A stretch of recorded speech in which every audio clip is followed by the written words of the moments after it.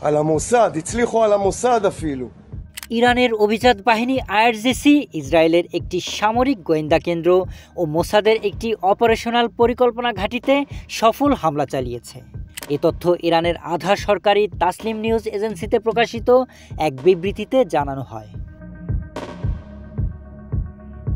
এর আগে ইসরায়েলি গণমাধ্যমে বলা হয়েছিল, ইসরায়েলের উপকূলীয় শহর হার্জলিয়ায় একটি স্পর্শকাতর জায়গা ক্ষেপণাস্ত্র হামলার শিকার হয়েছে।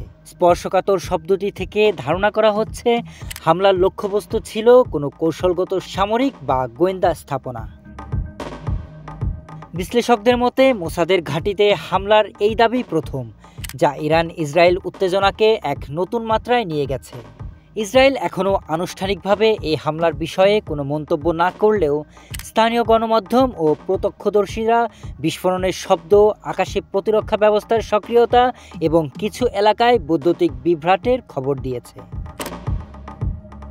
সম্প্রতি ইরানের অভ্যন্তরে ইসরায়েলি হামলায় শীর্ষ সামরিক কর্মকর্তা ও পরমাণু বিজ্ঞানীরা নিহত হওয়ার পর থেকে দুপক্ষ জড়িয়েছে চরম সংঘাতে। থেমে থেমে হামলা পাল্টা হামলা চলছে দুদেশের অভ্যন্তরে। Sharif Rahat, news desk, hello Bangla.